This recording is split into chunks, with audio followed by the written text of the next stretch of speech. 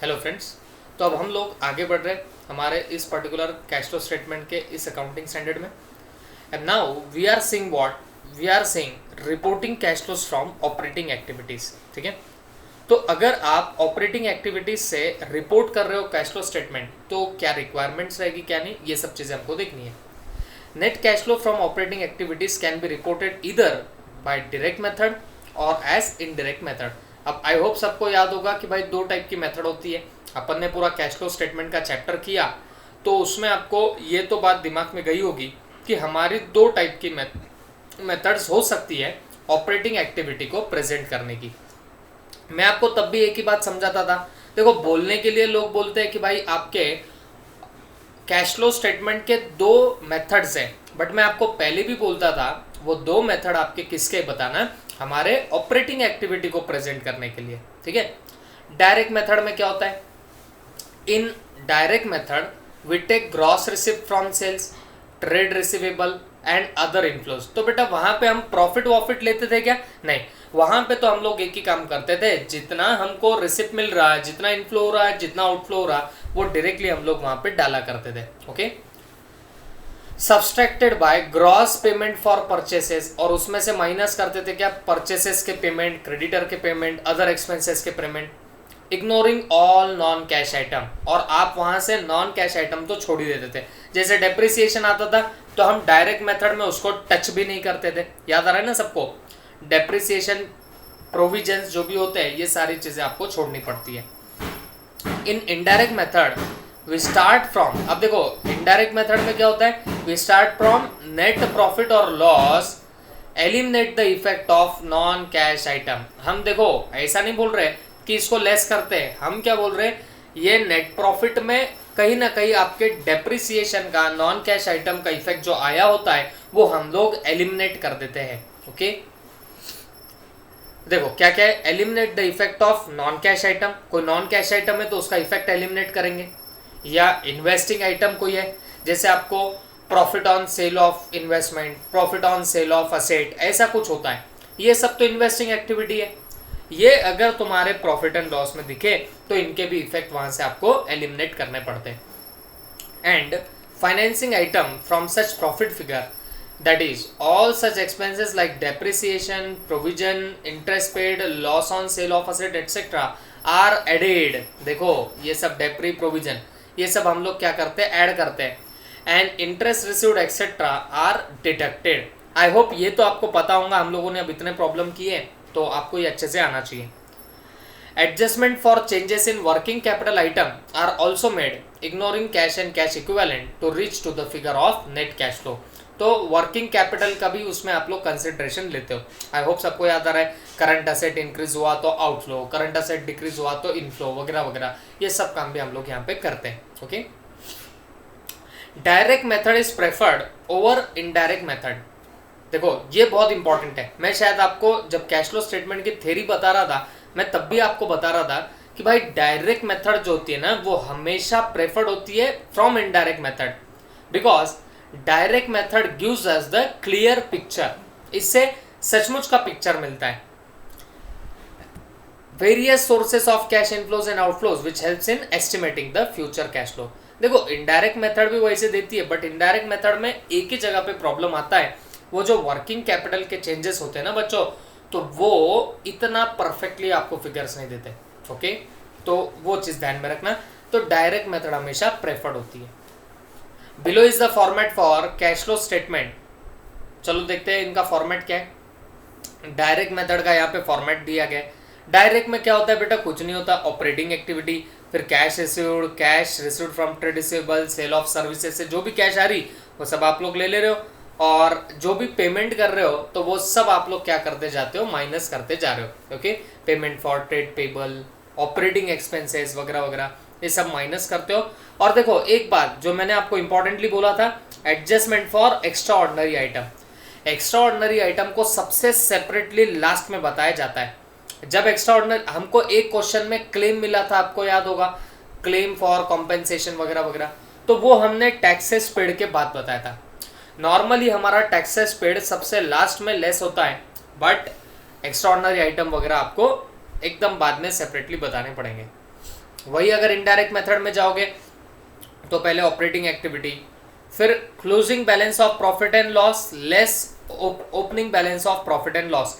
ये क्यों दे रहा है, समझ में आ रहा है तुमको? मैंने आपको इसका डायरेक्ट शॉर्टकट बताया। मैंने आपको बोला भाई यहाँ पे हमेशा नेट प्रॉफिट बिफोर टैक्स लिया करो, तो वो ले लोगे ना तो फिर ये झंझट करने की जरूरत नहीं पड़ेगी। ये क्यों कर रहा है पता है आपको? Closing balance of PNL minus opening balance of PNL. मैंने आपको बोला था जब प्रॉफिट का फिगर नहीं दिया जाता तो आपको निकालना पड़ता है, तो प्रॉफिट एंड लॉस के बैलेंस का डिफरेंस लेते, फिर उसमें अपन क्या ऐड करते, रिजर्व्स में अगर कोई आपने बैलेंस डाला होगा उसको ऐड करते, फिर provision for income tax add करते, फिर डिविडेंड का करंट ईयर का डिक्लेरेशन ऐड करते। तो वो सब ऐड करने के बाद ये देखो फिर उसने क्या निकाला यहाँ पे, नेट प्रॉफिट बिफोर टैक्स। और मैंने आपको एक ही बात सिखाया कि बेटा इनडायरेक्ट में क्या करना है, ये इधर ही घान नहीं करना, एक ही जगह पे घान नहीं कर देने का। ये सब जो चीजें है ना, क्लोजिंग बैलेंस, ये सब ये एक वर्किंग नोट से निकालना, वर्किंग नोट से नेट प्रॉफिट बिफोर टैक्स निकालना और वो नेट प्रॉफिट बिफोर टैक्स यहाँ पे लाके पेस्ट करना। ओके, तो ये चीज हमेशा याद रखना। फिर वो बोलता है reversal of the effects of non cash and non operating item. तो जो भी आपका डेप्री है वो है, फिर लॉस वगैरह है, ये सब चीजें आप लोग क्या करोगे, रिवर्स कर दोगे। फिर चेंजेस इन वर्किंग कैपिटल के इफेक्ट्स लाओगे, फिर payment of tax, income tax paid minus होगा, फिर जाके आपको क्या मिलता है, net cash flow from operating. Investing और फाइनेंसिंग एक्टिविटी तो खैर सेम ही होता है, तो उसका कोई दिक्कत है ही नहीं। ओके, प्रॉफिट और loss on disposal of fix asset. तो जब भी आपका प्रॉफिट या लॉस होता है फिक्स एसेट को बेच के, तो मैं आपको पहले भी चैप्टर के टाइम भी बता चुका हूं, it is a investing activity. या ऑपरेटिंग एक्टिविटी है क्या? नहीं है, ठीक है। प्रॉफिट और loss on sale of fix asset is not operating cash flow. The entire proceeds of such transaction should be taken as cash inflow from what, investing activity. तो देखो ना, अपन जो भी प्रॉब्लम सॉल्व करते तो जितने में एसेट बेची तो वो पूरा की पूरा हम लोग क्या करते बताना, इनफ्लो बोल के बताते हमारी इन्वेस्टिंग एक्टिविटी के अंदर। आई होप सबको याद आ रहा है, समझ में आ रहा है। उसके बाद fundamental techniques of cash flow preparation. A cash flow statement is summary of cash receipt and payment. ये भी हमको मालूम है भाई, ये क्या है, समरी है काई की, कितना कैश रिसीव हुई और कितना कैश का पेमेंट हुआ, उसका ये क्या है, समरी है। Any attempt to compile such a summary from cash book is impracticable। मैंने आपको पहले ही बोला था कि आपके दिमाग में आएगा सर, अगर कैश फ्लो, अगर आपको कितना कैश आई कितना कैश गई इसका समरी दे रहा है तो कैश अकाउंट क्या बुरा था। मैंने आपको एकदम स्टार्ट में कैश फ्लो चैप्टर के आपके सामने सवाल रखा था और मैंने इसका जवाब दे दिया था कि बच्चों कैश अकाउंट बनाने में कोई दिक्कत नहीं है, वो भी आपको रिसिप्ट एंड पेमेंट बताएगा, बट एग्जैक्टली किस चीज से रिसिप्ट हो रही, किस सोर्स से आपको रिसिप्ट हो रही, किस सोर्स से पेमेंट हो रहा, वो आपको पता नहीं चलता। किससे पता नहीं चलता? कैश अकाउंट से। तो इसके लिए भी वहां पे कैश फ्लो स्टेटमेंट बनाना जरूरी होगा। Okay, fortunately it is possible to compile such a summary by comparing the financial statement at the beginning and end. ठीक है, reporting cash flows on net basis. बेटा नेट का मतलब क्या होता है? नेट का मतलब एक ही होता है, किसी चीज में से किसी चीज को माइनस करना तो जाके नेट मिलता है। ओके, तो reporting cash flows on net basis बोल रहा है तो इसका मतलब किसी चीज को किसी चीज में से माइनस करना। एक बात मैं आपको पहले ही बता देता हूं, कैश फ्लो में बहुत सी चीजें नेट बेसिस पे करना मना है। ओके, तो चलो अभी देख लेते हैं डिटेल में क्या बोलता है वो। AS3 forbids netting of receipt and payment from investing and financing activity. Thus, cash paid on purchase of fixed asset should not be shown net of cash realized from the sale of fixed asset. वो एक ही बात बोलता है भाई, prohibit है net basis पे cash flow की recording करना। देखो, आपने एक असेट परचेस किए 5 लाख की, बट आपके पास ऑलरेडी जो असेट थी वो आपने बेची है 1 लाख में। ओके, तो मतलब एक जगह पे परचेस भी कर रहे हो, एक जगह पे सेल भी कर रहे हो। हमने इतने सारे प्रॉब्लम किए, आपने कहीं मुझे ऐसा करते हुए देखा है कि मैंने क्या किया, परचेस में से सेल का माइनस कर दिया, फिर बचे हुए को मैंने इन्वेस्टिंग में डाला? क्या हमने ऐसा कभी किया? तो जवाब है नहीं किया। क्यों नहीं किया? क्योंकि कैश फ्लो कभी भी रिपोर्ट नेट बेसिस पे नहीं होता। तो AS3 हमको क्लियर कट बोलता है ऐसे आप लोग नेट करके कभी मत बताना, ठीक है। If an enterprise pays 50,000 in acquisition of machinery and realises 10,000 on disposal of furniture, मतलब एक फर्नीचर बेचा और मशीन परचेस करी, फर्नीचर बेचा 10 में, मशीन परचेस करी 50 में, तो क्या हम 40 का इन्वेस्टिंग एक्टिविटी बताएंगे क्या इनफ्लो बोल के? तो जवाब है नहीं बताएंगे। ओके, ऐसा नहीं करना पड़ेगा। हाँ, लेकिन हर रूल को एक्सेप्शन होता है। The exception to this rule is as follows. लगा तो आप ये 4 लाइनों को पढ़ो मत, वहां पे बस एक लाइन में लिख सकते हो reporting of cash flow on net basis not allowed, बस इतना आप लोग लिख दो, समझ में आ जाएगा। ओके, लेकिन इसके कुछ एक्सेप्शन है। Cash flows from following operating, investing and financing activities may be reported on net basis. तो ये कुछ ऐसे आइटम है जिनको आप लोग नेट बेसिस पे इंडिकेट कर सकते हो। ओके, कौन से आइटम है? Cash receipt and payment on behalf of customer. Example, cash received and paid by bank against acceptances and repayment of demand deposits. मतलब क्या हुआ? मतलब कस्टमर के बिहाफ पे कैश रिसिप्ट और पेमेंट हुई है, किसको? बैंक को। तो बैंक क्या कर सकते हो? उसको नेट ऑफ करके बता सकती है। ओके, मतलब हमारा किसी बैंक में अकाउंट है और हमने किसी कस्टमर को पे किया, उससे रिसीव भी किया, तो क्या बैंक उसको नेट करके बता पाएंगी? तो जवाब है बता सकती है। Cash receipt and payment for item in which turnover is quick, the amount are large and maturities are short. जहां पे आपको कैश का पेमेंट वगैरह करना है या रिसीव करनी है, जहां पे अमाउंट बड़ी है, मैच्योरिटी कम है और टर्नओवर क्विक है, तो वहां पे आप लोग कर सकते हो। इन शॉर्ट, जहां पे आपको इम्प्रैक्टिकेबल हो जाएगा उनको सबको अलग अलग बताना, तो वहां पे क्या किया जाता है? नेट ऑफ किया जा सकता है। AS3 permits financial enterprises to report cash flows on net basis in the following 3 circumstances। तो 3 circumstances में आप लोग नेट बेसिस पे आप लोग कर सकते हो। Cash flows on acceptance and repayment of fixed deposit with fixed maturity date. मतलब क्या हो गया? जैसे मैं आपको बता दूं, आपकी FD जो है वो मैच्योर्ड हो रही है किसी एक डेट को, तो आपको डेफिनेटली पैसा मिलेगा, एक बात समझो, और आप उसी डेट को एक और अलग अमाउंट की FD कर रहे हो, तो यहां पे अगर आप नेट बेसिस पे बताओगे तो चलेगा। जैसे मेरी एक FD है 20,000 की लेट से, वो मैच्योर्ड हो रही है एक पर्टिकुलर डेट को, तो वो अगर एक पर्टिकुलर डेट को मैच्योर्ड हो रही है और उसी डेट को मैं एक नई FD बना लेता हूं, तो आपको नहीं लग रहा इनफ्लो आ भी रहा है और वो क्या हो रहा है? आउटफ्लो भी हो रहा है, तो वहां पे आप उसको नेट बेसिस पे बता सकते हो। कैश फ्लोज ऑन प्लेसमेंट और विड्रॉवल और deposit from other financial enterprise. मतलब आपको एक बैंक से दूसरे बैंक में आपको डिपॉजिट हो रहा, विड्रॉवल हो रहा, तो आप वहां पे भी क्या कर सकते हो? नेट बेसिस पे बता सकते हो। देखो, एक्चुअल में देखा जाए थ्योरेटिकल पार्ट है, यहाँ से सिर्फ प्रैक्टिकल के क्वेश्चन निकलते हैं। ओके, 2 एग्जाम में यहाँ क्वेश्चन तो आए बट प्रैक्टिकल आए, जैसे कौन सा इन्वेस्टिंग एक्टिविटी है, कौन सा ऑपरेटिंग एक्टिविटी है, बस इसमें आपको उन्होंने क्या बोल के रखा हुआ था? आपको क्लासिफाई करने के लिए बोला गया था। इससे ज्यादा यहाँ पे कुछ निकल के नहीं आता। ओके, चल आगे बढ़ते। Cash flows on advances loans given to customer and repayment received therefrom. मतलब आपने किसी कस्टमर को एडवांस या लोन दिया और उसने रीपेमेंट कर दिया, अगर बहुत जल्दी जल्दी एडजस्टमेंट हो रही है तो आप इसको भी नेट बेसिस पे बता सकते हो। ठीक है, तो ये 3 चीजें जहां पे आपको कैश फ्लो स्टेटमेंट या AS3 परमिट करता है ये सब बताने के लिए। ठीक है, इंटरेस्ट एंड डिविडेंड। मैं एक सिंपल बात बोलता हूँ आपको इंटरेस्ट एंड डिविडेंड के बारे में।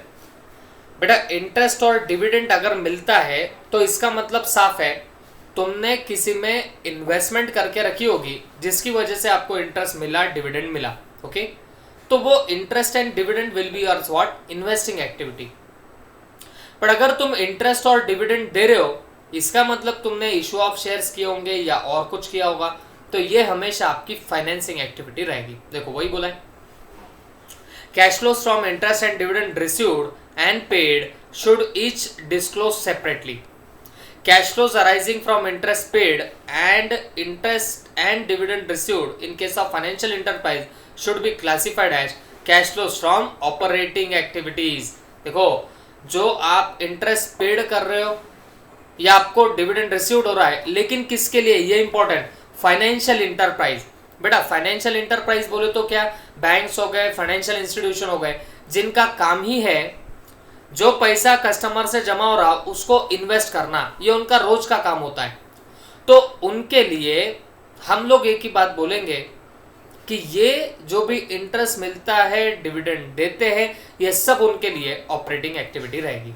ओके, उसके बाद in case of other enterprises cash flows arising from interest paid, देखो interest paid should be classified as cash flows from financing activity। बात समझ में आ रही है? अगर इंटरेस्ट पेड हो रहा तो फिर वो तुम्हारी क्या बनने वाली है, फाइनेंसिंग एक्टिविटी बनेगी। While interest and dividend received should be classified as what, cash flows from investing activity। तो दोनों में फर्क रहेगा, ठीक है। Dividend paid should be classified as financing activity. देखो जब आप पेड कर रहे हो, देखो मैं दो पार्ट आपको सिंपली बताता हूं। अगर आप डिविडेंड और डिविडेंड और इंटरेस्ट पेड कर रहे हो तो वो तुम्हारी फाइनेंसिंग एक्टिविटी, डिविडेंड और इंटरेस्ट मिल रहा है, इन्वेस्टिंग एक्टिविटी। लेकिन ये तब जब आप फाइनेंशियल इंटरप्राइज ना हो तब, लेकिन जब आप फाइनेंशियल इंटरप्राइज होंगे तो यही इंटरेस्ट, डिविडेंड कुछ भी हो, मिलो या दो, ये सब तुम्हारी ऑपरेटिंग एक्टिविटी बनेगी। अगर तुम्हारा रोज का काम है तो ऑपरेटिंग एक्टिविटी, और रोज का काम नहीं है तो फिर फाइनेंसिंग या फिर इन्वेस्टिंग, दोनों में से एक होगा। पेड करोगे तो फाइनेंसिंग, रिसीव होगा तो आपका इन्वेस्टिंग एक्टिविटी बनेगा। Non cash transaction, investing and financing transaction that do not use cash of cash equivalent, जैसे बोनस शेयर हो गया, वैसे ही तुम्हारा और जो बाकी का होता है, तो वो जो भी होगा जैसे बोनस शेयर, फिर डिविडेंड हो गया, ये कभी भी आपके कैश फ्लो स्टेटमेंट में रिकॉर्ड नहीं होगा। क्यों रिकॉर्ड नहीं होगा बताना, क्योंकि ये सब तुम्हारे नॉन कैश ट्रांजैक्शन है। तो जो नॉन कैश ट्रांजैक्शन है तो ये हम लोग कभी भी नहीं बताएंगे, ठीक है, should be excluded from the cash flow. उसके बाद business purchase.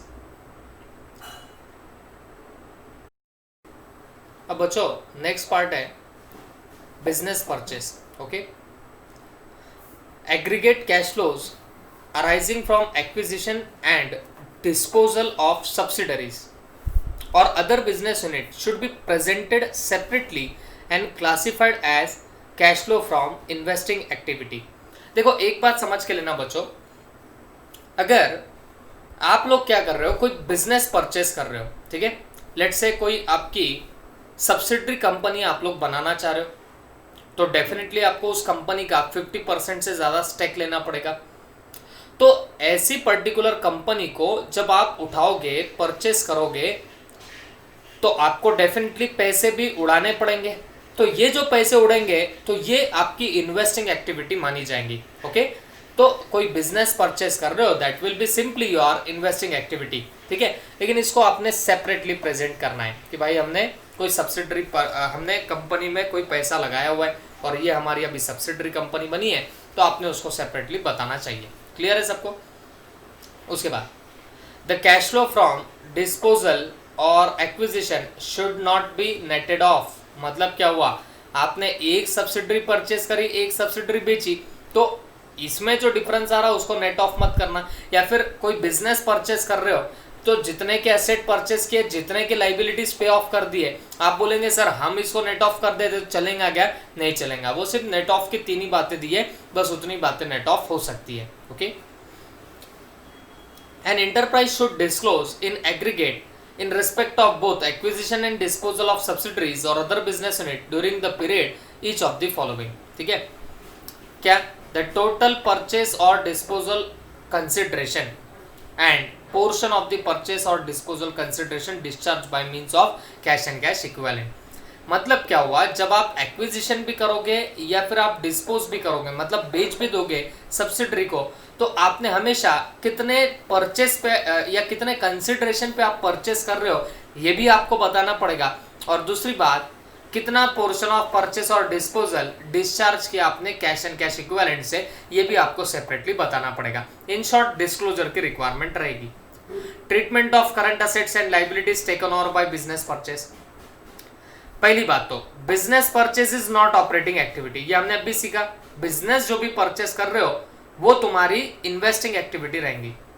10 while taking the differences between closing and opening current asset liabilities for computation of operating cash flows, closing balance should be reduced by the values of current assets and liabilities। तो जो भी आप लोग investing activity में assets के opening balance और closing balance डाल रहे हो, उनके बीच का जो डिफरेंस होगा बस वही आप लोग कहाँ पे बताओगे, आपके इस पर्टिकुलर बिजनेस परचेस के थ्रू आप लोग इन्वेस्टिंग एक्टिविटी में बताओगे, या ये जो भी करंट असेट्स की वैल्यूज है वो हम लोग वहां से माइनस करते हुए बताएंगे। This ensures that differences reflect in increased decrease in current asset liability due to operating activities only। Exchange gain and loss। तो देखो हमने पहली बात करी थी, जो भी आपका एक्सचेंज का गेन या लॉस होता है तो उसको आप लोग कैश फ्लो नहीं मान सकते। ओके देखो, foreign currency monetary asset balance with bank debtor etcetera are initially recognised by translating them into reporting currency by the rate of exchange on that date. अब देखो, आपको अगर किसी दूसरे कंट्री से पैसे आने बाकी है, मतलब आपके डेटर्स है या फिर आपका बैंक का बैलेंस है, तो इनको हमेशा डॉलर्स के टर्म्स में या बाहर की करेंसी के टर्म्स में नहीं लिखा जाता, इनको ट्रांसलेट किया जाता है हमारी करेंसी में, इंडियन करेंसी में हम लोग ट्रांसलेट करते हैं और फिर उसकी अकाउंटिंग करते हैं।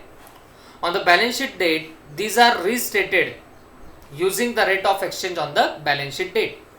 और जब आपका बैलेंस शीट का डेट आएगा तो उस डेट को इनको वापस से क्या करते हैं, बैलेंस शीट के डेट पे जो भी रेट ऑफ एक्सचेंज होगा उस पे हम लोग वापस से लेके आते हैं। The difference in values of exchange gain और लॉस, और तुमको पता है कि भाई एक्सचेंज रेट तो फ्लक्चुएट होता है, तो ये जो भी डिफरेंस आएगा द एक्सचेंज गेन्स और loss are recognised in statement of profit and loss. ये प्रॉफिट एंड लॉस में डाला जाता है भाई। ये AS 11 भी बोलता है कि जो आपका गेन और लॉस होगा एक्सचेंज में, तो ये सब कहां पे डालना, प्रॉफिट एंड लॉस में। The exchange losses in respect of cash and cash equivalent in foreign currency are recognised by the principle aforesaid and these balances are restated in the balance sheet in the reporting currency at the rate of exchange on the balance sheet date. The change in cash and cash equivalent are however not cash flows. This is important. ये cash flow नहीं रहेगा। देखो एक बात समझ के लो, मान लो हमारा किसी आउटसाइड द कंट्री किसी बैंक में अकाउंट है, लेट्स से USA में आपका एक बैंक अकाउंट है, तो USA में रुपए तो चलते नहीं है, तो वहां पे जो आपका बैंक अकाउंट है तो वो वहां की करेंसी में, ठीक है। अब लेकिन क्योंकि अपने ही बिजनेस का वो बैंक अकाउंट है, तो अपने बिजनेस में वो बैंक हमारे असेट में तो दिखाई देनी चाहिए, बट जब असेट में दिखाओगे तो क्या हम यहाँ पे उनके करेंसी के टर्म्स में बताएंगे, डॉलर पाउंड जो भी होगा उसमें हम लोग बताने वाले हैं क्या? जवाब है नहीं बता पाएंगे। ओके, हमको तो रुपीस में बताना पड़ेगा। तो जब हमने इनिशियली वहां पे बैंक अकाउंट खोला तो वहां पे लेट से 10,000 US डॉलर जो होंगे, ओके 10,000 US डॉलर, तो उतना हमारे बैंक अकाउंट में था। बट हमने जब अकाउंट खोला तब रेट ऑफ एक्सचेंज कुछ अलग था, तो हमारे रुपीस के टर्म्स में तब कुछ अलग बैलेंस हमारे बैलेंस शीट में नजर आ रहा था। बट जब मेरी बैलेंस शीट का क्लोजिंग का टाइम आया, या मैं बोलूंगा फाइनेंशियल ईयर क्लोज हुआ, तब रेट ऑफ एक्सचेंज एकदम से बढ़ गया। वहां US डॉलर 10,000 ही पड़े हैं, लेकिन आज एक्सचेंज रेट ज्यादा होने की वजह से मेरा क्या, मैं यहाँ पे बैंक बैलेंस बढ़ा के बताऊं? तो जवाब है जी हाँ, बैंक बैलेंस बढ़ा के बताना पड़ेगा। बट क्या यहाँ पे सचमुच में कोई कैश फ्लो हुआ क्या सच में कोई कैश आई या सच में कुछ कैश गई क्या? नहीं, USA में आपके पास में बस वो 10,000 US डॉलर ही आपके पास पहले से पड़े थे, आज भी पड़े हैं, तो उसमें कोई फ्लक्चुएशन नहीं हुआ है। तो अगर उसमें कोई आपका फ्लक्चुएशन नहीं हो रहा तो इसका मतलब क्या हो रहा, आपको फर्दर कुछ करने की जरूरत नहीं है। कहाँ पे? कैश फ्लो स्टेटमेंट में, क्योंकि कैश फ्लो में सिर्फ क्या रिकॉर्ड होता है? कैश का इनफ्लो और आउटफ्लो। एक्सचेंज में जो डिफरेंस आ रहा ना, तो वो डिफरेंस प्रॉफिट एंड लॉस में जरूर डालो, लेकिन अगर आप मुझको पूछोगे सर इसको कैश फ्लो स्टेटमेंट में डालना क्या, मेरा जवाब रहेगा जी नहीं, क्योंकि उसमें सचमुच में कोई कैश ना तो आ रही ना तो कैश जा रही। Okay, this being so, net increase और decrease in cash and cash equivalent in cash flow statement are stated exclusive of exchange gain. तो कैश फ्लो स्टेटमेंट में इनको छोड़ के बताते हैं, मतलब exclusive of gains and losses करके आप लोग बताओगे। तो इन शॉर्ट, ये जो भी आपके गेन और लॉस हो रहे हैं एक्सचेंज के, तो ये कैश फ्लो में नहीं बताए जाएंगे। The resultant difference between cash and cash equivalent as per cash flow statement and that recognise in balance sheet are reconciled. Okay, और इनका क्या करा जाता है? फिर बाद में रिकंसिलिएशन करा जाता है। क्योंकि बेटा एक बात तो पक्की है, आपने 10,000 यूएस डॉलर कहां पे पड़े हुए? यूएसए में। हम क्या करते हैं, बिगिनिंग में जब अपना ईयर स्टार्ट हुआ तो तब के रेट के हिसाब से बताएंगे, एंड में एंड के रेट के हिसाब से बताएंगे। ये कहाँ की बात है? बैलेंस शीट की। और जो डिफरेंस आता है वो पीएनएल में डालते। लेकिन जब कैश फ्लो बनाओगे तो बिगिनिंग में जो था या बिगिनिंग के रेट पे जो था वो कैश एंड कैश इक्विवेलेंट में दिख रहा, एंड में जो रेट है वो cash and cash equivalent at the end में दिख रहा। तो बेसिकली वो जो एक्सचेंज डिफरेंस आ रहा ना, वो हम लोग कैश फ्लो स्टेटमेंट में कहीं डाल ही नहीं रहे। तो डेफिनेटली हमारा कैश फ्लो स्टेटमेंट जैसे टैली हो रहा है वो टैली नहीं होगा। तो वो जब टैली नहीं होगा ना, तो हम लोग उसको एक रिकंसिलिएशन करके नीचे हम लोग बता देंगे। अब क्योंकि ये ऐसे कॉन्सेप्ट आपको है नहीं, ऐसे प्रॉब्लम है नहीं, तो हमको ज्यादा दिमाग डालने की जरूरत भी नहीं है। ओके, बस आपको पता चल जाए, that's enough for us. Okay, आगे डिस्क्लोजर। एएस 3 में आपको कुछ डिस्क्लोजर देने पड़ेंगे। Cash and cash equivalent balance held by it but not available for use. अगर कोई कैश का बैलेंस है जो यूज में नहीं आ रहा, तो वो डिस्क्लोज करना पड़ेगा together with commentary by management. मतलब मैनेजमेंट ने क्या इसके ऊपर बोला उसके हिसाब से। जैसे cash balance held in other country, किसी दूसरे कंट्री में कैश है तो भाई उसको अपन हाथ में लगाएंगे, तो वो आपको वहां पे डिस्क्लोज करना पड़ेगा। AS3 encourages disclosure of additional information। कुछ एडिशनल इंफॉर्मेशन के लिए ये प्रमोट करता है, जैसे अमाउंट अनड्रॉन बोरोविंग फैसिलिटीज दैट में available for future operating activity. मतलब कोई सीसी वगैरह की कोई आपकी लिमिट है जो आपने नहीं उठाई बट आप फ्यूचर में उठा सकते हो, तो वो वहां पे लिख सकते हैं। The aggregate amount of cash flow required to maintain from operating capacity, तो ये सब बातें वहां पे आएंगी। तो छोड़ो, कोई खैर जरूरत नहीं, हमको थेरोटिकल पार्ट यहाँ पे आता भी नहीं है।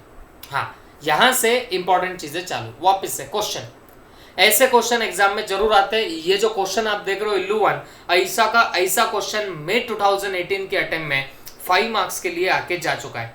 क्या करना है आपको? सिर्फ क्लासीफाई करना है, काय में? ऑपरेटिंग, इन्वेस्टिंग, फाइनेंसिंग और कैश इक्विवेलेंट में, that's it. Okay, purchase of machinery, investing activity, proceeds from issuance of share capital, financing activity, cash sales, operating activity, proceeds from long term borrowing, financing activity, proceeds from trade receivable, operating activity, cash received from trade receivable, operating activity, trading commission received, operating, purchase of investment, investing, redemption of preference share, financing, cash purchase, operating, proceeds from sale of investment, investing, purchase of goodwill, investing, क्यों?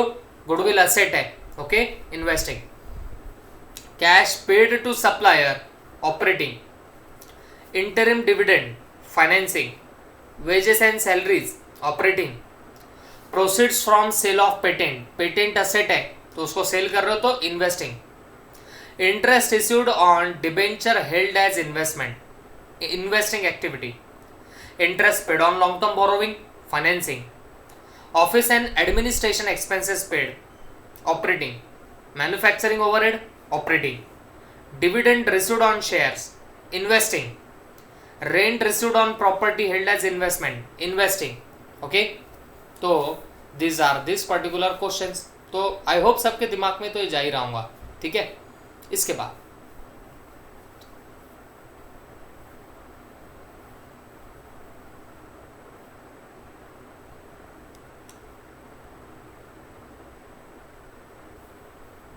Selling and distribution expenses operating, income tax paid ये भी क्या बनेगा operating, dividend paid on preference share financing, under writing commission paid. देखो under writing shares के issue के time किया जाता है तो ये अंडर राइटिंग तुम्हारा फाइनेंसिंग एक्टिविटी बनेगा।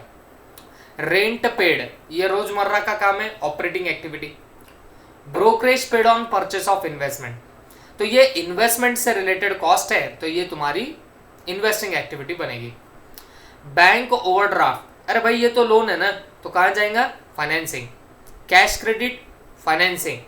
Short term deposit, short term deposit की अगर बात करो तो बेटा डिपॉजिट तुम्हारी इन्वेस्टमेंट होती है तो इन्वेस्टिंग में जाएगा। Marketable securities, cash and cash equivalent, याद होगा आपको मैंने बताया भी था आपको कैश एंड कैश इक्विवेलेंट को चार्ट फॉर्म में कि क्या क्या आता है तो ये रहेगा investing, sorry cash and cash equivalent रहेगा। फिर refund of income tax paid, बेटा इनकम टैक्स पेड कर रहे हो तो अगर ऑपरेटिंग में जा रहा तो उसका अगर रिफंड आ रहा तो वो भी कहां जाएगा ऑपरेटिंग में जाएगा। X limited purchase debenture 10 lakh which are redeemable within 3 months. बेटा एक बात बताओ 3 महीने के अंदर अगर वो रिडीम हो रहा तो ये तो क्या बन रहा हाईली लिक्विड इन्वेस्टमेंट बन रहा। ओके तो मेरे को एक बात बताओ अगर वो हाईली लिक्विड इन्वेस्टमेंट बन जाता तो वो हमेशा आपके कैश एंड कैश इक्विवेलेंट का पार्ट रहेगा, लेकिन अगर उससे ज्यादा रहता लॉन्ग टर्म के लिए तो वो हमारा फाइनेंसिंग एक्टिविटी रहेगा। ओके वही लिखा है पढ़ लेना आप लोग। फिर illu 3, classify the following activities as per AS3।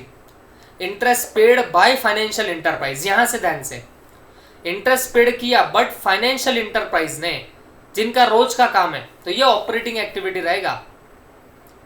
Tax deducted और source on interest received from subsidiary company, देखो सब्सिडरी कंपनी में आप जब इन्वेस्ट कर रहे हो तो वो आपकी इन्वेस्टिंग एक्टिविटी है तो वहां से जो इंटरेस्ट मिल रहा उस पर अगर TDS कट रहा तो वो भी तुम्हारी इन्वेस्टिंग एक्टिविटी ही रहेगी।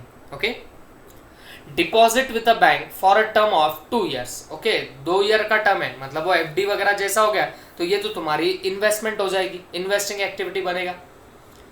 Insurance claim receive towards loss of machinery, बेटा इंश्योरेंस क्लेम मिल रहा मशीन से रिलेटेड, मशीन इन्वेस्टिंग एक्टिविटी है तो उससे रिलेटेड क्लेम मिला तो वो भी इन्वेस्टिंग एक्टिविटी रहेगा।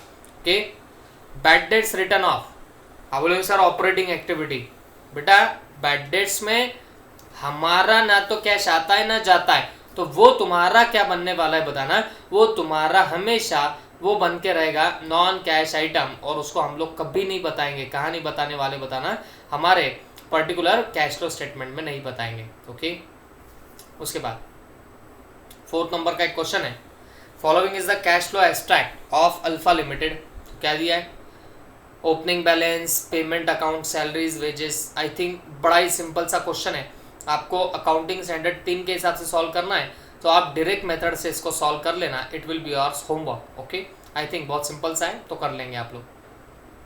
देखो ये illu 5 has been asked in examination, ऐसा का ऐसा क्वेश्चन एग्जाम में आके जा चुका है। ओके तो we will be discussing it, आके जा चुका है एग्जाम में। Prepare cash flow from investing activity, और एक बात बताओ बच्चों की अभी तक की एग्जाम की हिस्ट्री है कैश फ्लो स्टेटमेंट के चैप्टर से क्वेश्चन नहीं आया बट इस अकाउंटिंग स्टैंडर्ड से जरूर क्वेश्चन आए। ओके तो इसके सारे इल्लू एक्सरसाइज के सब क्वेश्चन आपको अच्छे से करने पड़ेंगे। Prepare cash flow from investing activity, देखो बेटा बाकी कुछ नहीं करना है, सिर्फ इन्वेस्टिंग एक्टिविटी का बनाना है आपको, यहाँ ना ऑपरेटिंग एक्टिविटी डालना ना कुछ डालना, सिर्फ इन्वेस्टिंग पूछा तो सिर्फ इन्वेस्टिंग करके आना। बोलो plant acquired by issue of 8% debenture, मेरे को एक बात बताओ प्लांट आया डिबेंचर इशू किए, कैश फ्लो हुआ क्या नहीं हुआ, तो क्या ये कैश फ्लो स्टेटमेंट में आएगा क्या, जवाब है नहीं, 156 कहीं नहीं आएगा। Claim received for loss of plant in fire, तो ये इन्वेस्टिंग एक्टिविटी जरूर बनेगा क्योंकि ये क्लेम प्लांट से रिलेटेड है तो असेट से रिलेटेड क्लेम हमेशा आपको इन्वेस्टिंग में डालना पड़ेगा तो ये आप लोग उसको एज अ इनफ्लो बोल के बताओगे, तो ये 49,600 का आप लोग इसको क्या बताने वाले हो, इनफ्लो बताओगे। ठीक है बाद में अनसेक्योर्ड लोन्स गिवन्स टू सब्सिडियरीज, देखो सब्सिडियरीज पहले ही इन्वेस्टिंग एक्टिविटी हो जाती, उनको आप और फर्दर लोन दे रहे हो तो आपके पास स्पेयर में पैसा था, इसके लिए आपने उनको लोन दे दिया, ये भी क्या बनेगी, इन्वेस्टिंग एक्टिविटी बनेगी। तो ये इन्वेस्टिंग एक्टिविटी में आउटफ्लो बोल के बताया जाएगा। उसके बाद interest on loan received from subsidiary companies, interest मिला, देखो लोन दे रहे हो तो इन्वेस्टिंग एक्टिविटी, तो उस पर इंटरेस्ट मिल रहा, वो भी तुम्हारी इन्वेस्टिंग एक्टिविटी रहेगी, बट वो इनफ्लो बोल के बताना। Pre acquisition dividend received on investment made, बेटा एक बात बताओ, डिविडेंड कोई भी मिलने दो, प्री एक्विजिशन पोस्ट एक्विजिशन रहता तो आपका इन्वेस्टिंग एक्टिविटी ही है, तो आप उसको क्या करोगे बताना, आप लोग उसको इन्वेस्टिंग में डाल दोगे। डिबेंचर पेड 1,16,000, फाइनेंसिंग एक्टिविटी होती है डिबेंचर इंटरेस्ट पेड, तो इसको कभी आप लोग इसमें डालेंगे क्या, नहीं डालेंगे, क्योंकि हम लोग सिर्फ इन्वेस्टिंग एक्टिविटी का बना रहे हैं, तो डिबेंचर इंटरेस्ट पेड नहीं आएगा। टर्म लोन रीपेड, ये भी फाइनेंसिंग एक्टिविटी का पार्ट है, इन्वेस्टिंग में नहीं बताएंगे। Interest received on investment 68,000, TDS 8,200 was deducted on the above interest. देखो आपको इंटरेस्ट ऑन लोन मिला, ओके, और अगर तुमको इंटरेस्ट ऑन इन्वेस्टमेंट मिला है, तो इंटरेस्ट ऑन इन्वेस्टमेंट तुम्हारा क्या बनने वाला है, सबसे पहली बात तुम्हारी ये एसेट बनेगा, इन्वेस्टिंग एक्टिविटी बनेगा। क्यों, इन्वेस्टमेंट अगर इन्वेस्टिंग एक्टिविटी है तो उसका इंटरेस्ट भी क्या बनने वाला है, इन्वेस्टिंग एक्टिविटी। बट हमको इन टोटलिटी में इंटरेस्ट मिला कितना होगा, 68,000 प्लस 8,200 का मिला होगा, बट उसने पहले टीडीएस काटा, बट हम उसको बताते टाइम कितना बताएंगे, 68 प्लस 8,200 का हम लोग बताने वाले। फिर उसके बाद में book value of plant sold 84,000 में सेल किया, लॉस हुआ है 9,600। तो देखो 84,000 जो है ना, ये बुक वैल्यू है, ये बात समझ के लेना। इसको 9,600 के लॉस पे बेचा, तो आप 84,000 माइनस 9,600 करोगे तो आपको मिलेगी उसकी सेल वैल्यू, और उसको आप लोग इनफ्लो बोल के बताने लगोगे। ओके, तो ऐसे करके ये क्वेश्चन एक बार आके जा चुका है। तो this was all about your AS3। I hope सबके दिमाग में जा चुका होगा। ठीक है, प्लीज नोट इट डाउन, अच्छे से इसके नोट्स बना लेना। ओके।